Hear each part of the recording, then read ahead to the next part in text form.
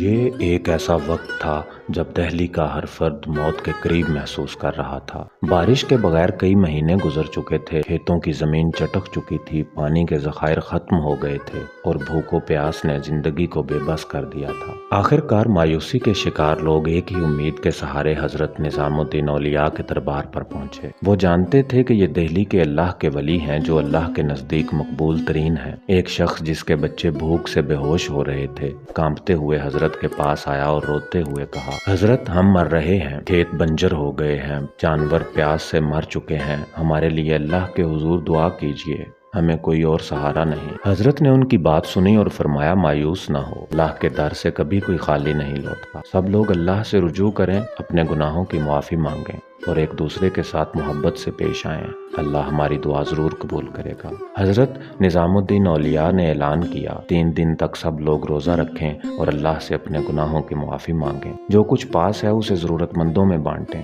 اللہ کی رحمت ضرور نازل ہوگی۔ لوگوں نے اپنے دل کو نرم کیا اور اللہ کی بارگاہ میں جھکنے لگے۔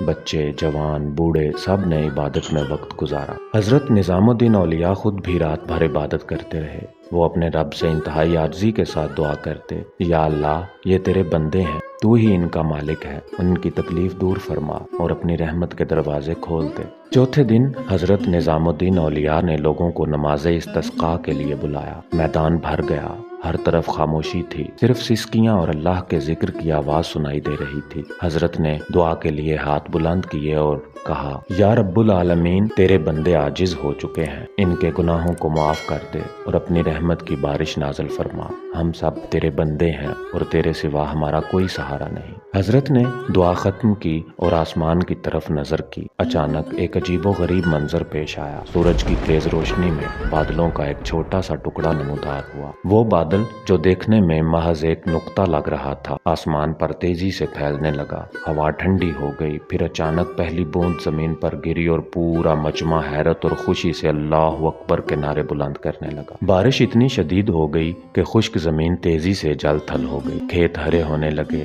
لوگ خوشی کے آنسو بہا رہے تھے اور ہر زبان پر اللہ کی حمد تھی۔ حضرت نظام الدین اولیاء نے اپنی دعا مکمل کی اور فرمایا، یہ سب اللہ کی رحمت ہے، ہمیشہ اسی کا شکر ادا کرو اور اس کی طرف رجوع کرو، اللہ اپنے بندوں کو کبھی مایوس نہیں کرتا۔ ایک بوڑھا شخص حضرت کے قدموں میں گر کر کہتا ہے، حضرت آپ واقعی اللہ کے ولی ہیں، آپ نے ہمیں بچا لیا۔ حضرت مسکراتے ہوئے جواب دیتے ہیں، یہ اللہ کی قدرت ہے، ہم سب اسی کے محتاج ہیں، اپنے دلوں کو اس کی محبت سے آباد رکھو۔ یہ واقعہ صرف ایک کرامت نہیں بلکہ ایمان، دعا اور عاجزی کا سبق ہے۔ یہ ہمیں سکھاتا ہے کہ اللہ پر کامل بھروسہ رکھنے والے کبھی ناکام نہیں ہوتے۔